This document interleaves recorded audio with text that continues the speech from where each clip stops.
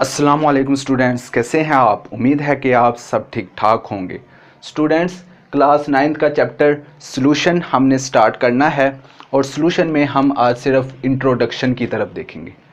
तो सॉल्यूशन क्या चीज़ है। सॉल्यूशन की डेफिनेशन अगर देखें तो सॉल्यूशन क्या है। सॉल्यूशन एक होमोजीनियस मिक्सचर है। कौन सा मिक्सचर है? होमोजीनियस मिक्सचर है। अब ये मिक्सचर क्या होता है? हमने चैप्टर नंबर 1 में मिक्सचर और कंपाउंड को पढ़ा होगा।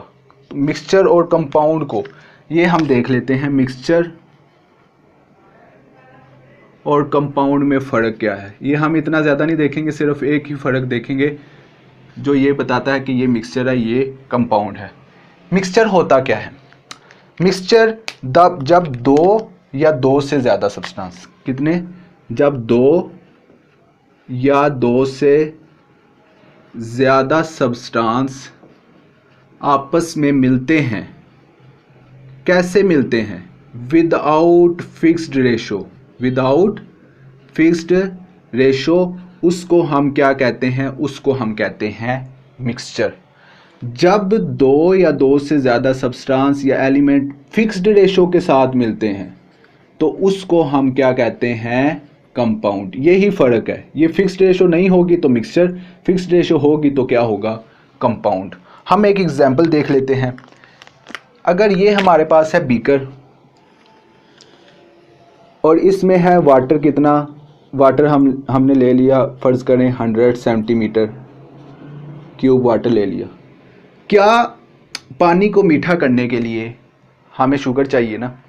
तो क्या पानी को मीठा करने के लिए 2 टेबल स्पून, हमें बताया गया कि 2 टेबल स्पून डालोगे पानी मीठा हो जाएगा, या 3 डालोगे तो पानी मीठा हो जाएगा, अगर 5 डालोगे तो पानी मीठा हो जाएगा? नहीं ना। हम जितनी मर्ज़ी डालें स्पून्स, टेबल स्पून्स शुगर की जितनी मर्ज़ी डाल दें, मतलब 10 भी डाल सकते हैं, 15 भी डाल सकते हैं, 20 भी डाल सकते हैं। इसमें हमें ये नहीं बताया गया कि 2 डालोगे तो मीठा होगा, अदरवाइज़ नहीं होगा। तो हम जितना मर्ज़ी डाल सकते हैं। अगर ज़्यादा डालेंगे तो ज़्यादा मीठा हो जाएगा, अगर कम डालेंगे तो कम मीठा होगा। हमें ये तो नहीं बताया गया कि फ़िक्स्ड रेशो, मतलब 2 डालोगे तो मीठा होगा, अदरवाइज़ नहीं होगा। तो इसी को जब 2 या 2 से ज़्यादा, इसमें हमने क्या किया?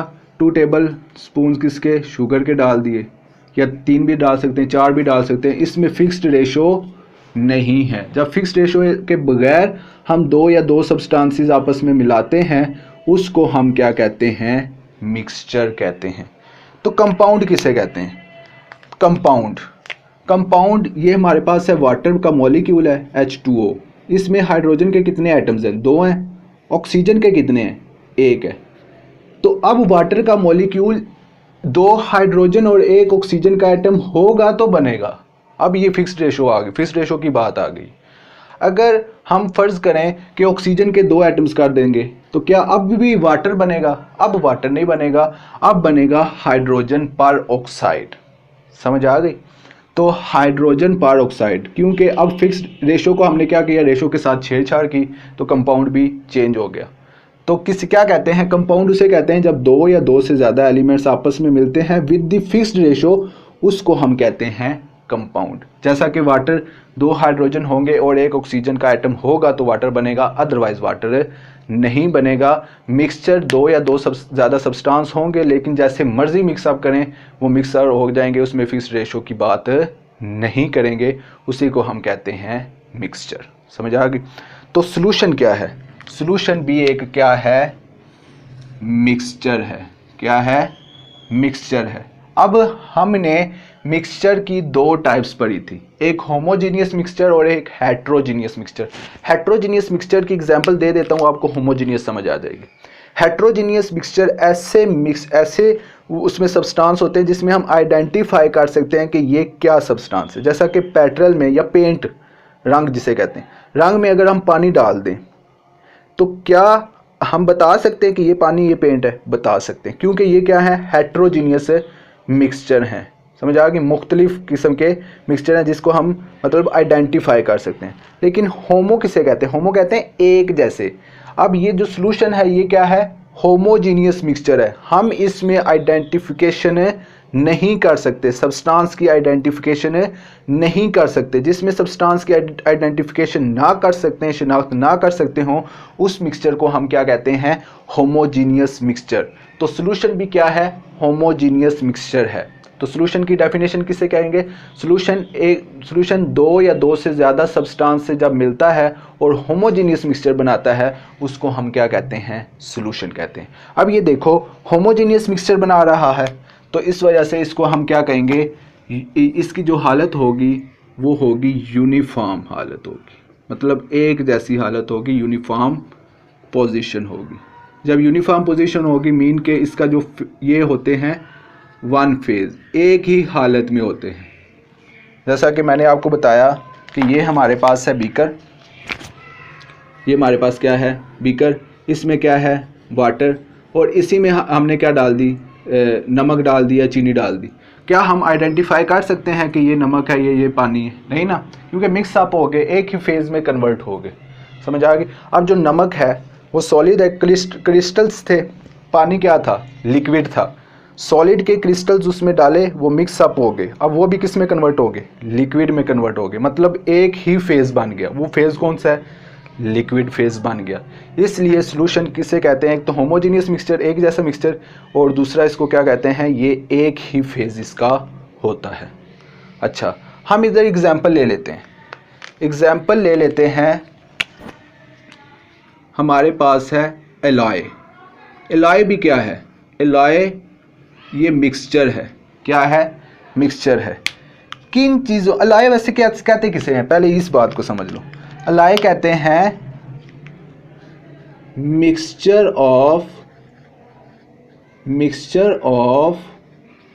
मेटल्स। अब देखो, इंडस्ट्री में जो प्योर मेटल तो हम यूज़ नहीं कर सकते क्योंकि वो बहुत ही सॉफ्ट होते हैं।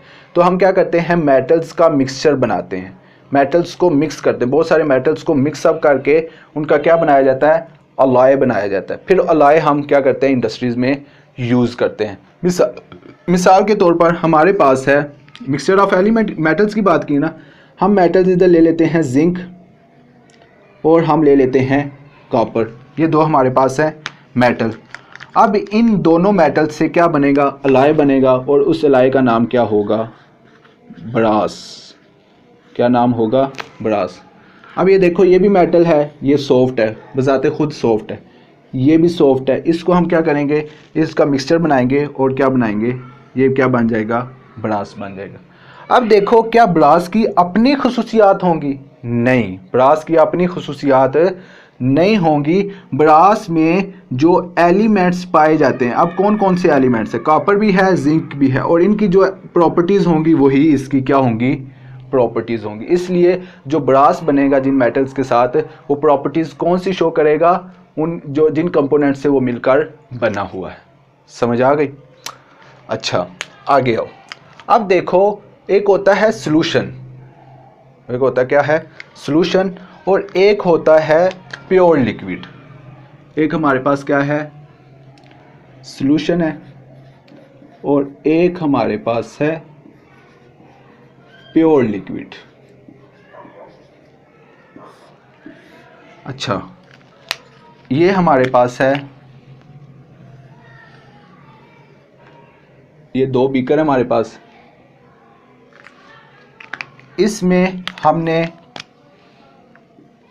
वाटर भी है,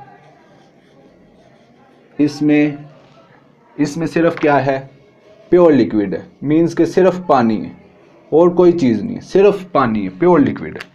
इसमें हम क्या कर लेते हैं? सॉल्यूशन का मतलब क्या? होमोजीनियस मिक्सचर है। इसमें हम पानी के, नमक या चीनी या जो भी हम चीज़ इसमें डाल लेते हैं, सॉल्यूशन तैयार कर लेते हैं। अब देखो, सॉल्यूशन एक चीज़ है सॉल्यूशन। अब देखो, आप दूध लेने जाते हो, आप कहते हो कि ये मिलावट है, इसमें पानी डाला हुआ है, ठीक हो गया। अब वो सॉल्यूशन है क्योंकि उसमें पानी भी आ गया। समझ आ गई? अब वो प्योर नहीं है। प्योर कहते हैं खालिस को। खालिस लिक्विड और सॉल्यूशन में हम फ़र्क कैसे देख सकते हैं? वो एक ही तरीका है। वो तरीका क्या है? इवापोरेशन। क्या है? इवापोरेशन। इवापोरेट किया जाता है। इवापोरेशन किसे कहते हैं? जब लिक्विड को वेपर्स में कन्वर्ट करते हैं, उस प्रोसेस को हम क्या कहते हैं? इवापोरेशन। ये भी देखो, ये भी लिक्विड है लेकिन ये सॉल्यूशन है, ये मिक्सचर है। लेकिन ये प्योर लिक्विड है, इसमें कोई चीज़ मिक्स नहीं है।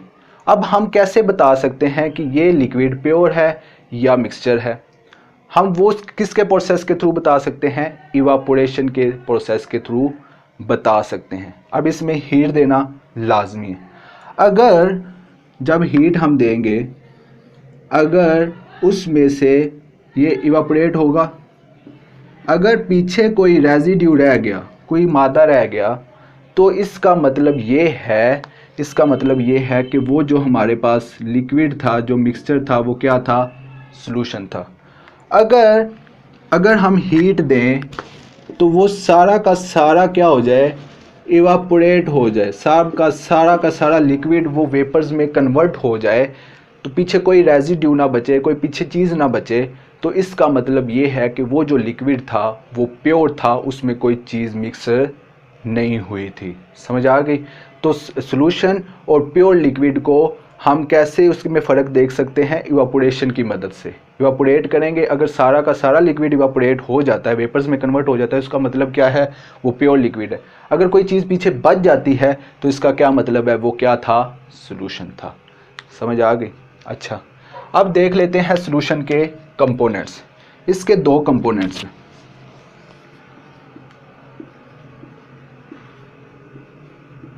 कितने कंपोनेंट्स हैं? दो। एक है हमारे पास सिल्यूट और एक हमारे पास है सॉल्वेंट। अब सिल्यूट किसे कहते हैं? स्टूडेंट्स गौर से सुनना। सिल्यूट किसे कहते हैं? सिल्यूट कहते हैं ऐसा सॉल्यूशन जिसकी मिकदार क्या होती है? कम होती है। क्या होती है? मिकदार कम होती है, उसको हम क्या कहते हैं? सिल्यूट कहते हैं। और जिसकी मिकदार क्या होगी? ज़्यादा होगी, लार्ज क्वांटिटी होगी, उसको हम क्या कहते हैं? सॉल्वेंट कहते हैं। अब एग्जाम्पल से ही मैं आपको समझा देता हूँ। ये हमारे पास है सॉल्यूशन। सॉल्यूशन के कितने कंपोनेंट्स हैं? दो हैं, सिल्यूट है और क्या है? सॉल्वेंट है। इधर हमने क्या ले लिया?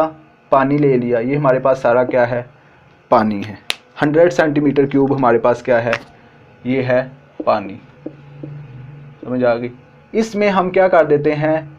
2 टेबल स्पून किसके डाल देते हैं? या नमक की डाल लें या शुगर की डाल लें। अब देखो किसकी क्वांटिटी ज़्यादा है, पानी की या नमक की? पानी की ज़्यादा है ना, इस वजह से जिसकी क्वांटिटी ज़्यादा होगी उसको हम क्या कहेंगे? सॉल्वेंट। मीन के इधर क्या सॉल्वेंट होगा? वाटर क्या होगा? सॉल्वेंट होगा। किसकी क्वांटिटी कम है? नमक की, तो इसलिए इसे हम क्या कहेंगे? सिल्यूट कहेंगे। तो ऐसा सॉल्यूशन जिसमें क्वांटिटी ज़्यादा हो जिस चीज़ की, उसको हम सॉल्वेंट कहते हैं। जिसकी क्वांटिटी कम हो उसको हम क्या कहते हैं? सिल्यूट कहते हैं। समझ आ गई?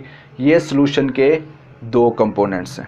अच्छा, एक सॉल्यूशन होता है एक्वस सॉल्यूशन। कौन सा सॉल्यूशन होता है? Aqueous solution.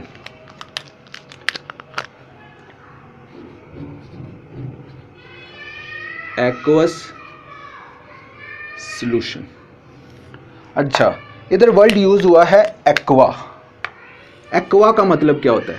एक्वा का मतलब होता है वाटर। एक्वस सॉल्यूशन, ऐसा सॉल्यूशन जिसमें लाजमी क्या होगा? पानी लाजमी होगा। पानी के अंदर जो भी चीज़ मिक्स करेंगे उस सॉल्यूशन को नाम क्या देंगे? एक्वस सॉल्यूशन का नाम देंगे। पानी के अंदर कोई भी चीज़ मिक्स करेंगे उस सॉल्यूशन को हम क्या नाम देंगे? एक्वस सॉल्यूशन का नाम देंगे। अच्छा, अब देखो पानी के अंदर चीनी मिक्स करोगे हो जाएगी मीठा पानी हो जाएगा, एक्वस सॉल्यूशन है। नमक मिक्स करोगे हो जाएगा मिक्स, एक्वस सॉल्यूशन है। शरबत मिक्स करोगे हो जाएगा मिक्स वाटर में, तो क्या है? एक्वस सॉल्यूशन है। जिसमें पानी होगा, पानी लाजमी है, तो पानी क्या होगा? सॉल्वेंट होगा। और उसमें हम क्या करेंगे? चीज़ मिक्स करेंगे। वो क्या करेंगे? वो जो सॉल्यूशन बनेगा वो कौन सा होगा? Aqueous solution. तो एक्वा से नाम याद रखना है कि वाटर का होना, ऐसा सॉल्यूशन जिसमें वाटर का होना लाजमी है, उस सॉल्यूशन को हम क्या कहते हैं? Aqueous solution. समझ आ गई? अच्छा, ये जो एक्वस सॉल्यूशन है, जो वाटर है, ये यूनिवर्सल सॉल्वेंट भी इसे कहते हैं। क्या कहते हैं? Universal solvent. यूनिवर्सल सॉल्वेंट क्यों कहते हैं? क्योंकि 70 to 80% सब्सटेंसेस को ये क्या कर सकता है, ये मिक्स अप कर सकता है। 70 to 80% ऐसे सब्सटेंस होते हैं जो वाटर के अंदर मिक्स हो सकते हैं और सॉल्यूशन बना सकते हैं।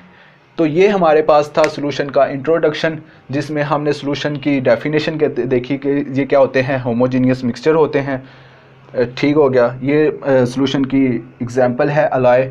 और सॉल्यूशन और प्योर लिक्विड को हम उसको कैसे देख सकते हैं कि ये सॉल्यूशन है या लिक्विड है, उसका एक ही मेथड है, इवापोरेशन। और सॉल्यूशन के कितने कंपोनेंट्स हैं? दो ही हैं, सॉल्यूट और सॉल्वेंट। और एक्वस सॉल्यूशन किसे कहते हैं? जिसमें पानी लाजमी हो। और ये जो पानी है ये यूनिवर्सल सॉल्वेंट है। ये आपने याद रखना है कि एमसीक्यूज़ में आपसे पूछा जा सकता है। तो स्टूडेंट्स, उम्मीद है कि आपको ये इंट्रोडक्शन की समझ आ गई होगी। फिर भी अगर आपका कोई क्वेश्चन है तो कमेंट सेक्शन में आप पूछ सकते हैं। तो अब मुझे इजाज़त दीजिए। अल्लाह हाफिज़, अपना ख्याल रखना।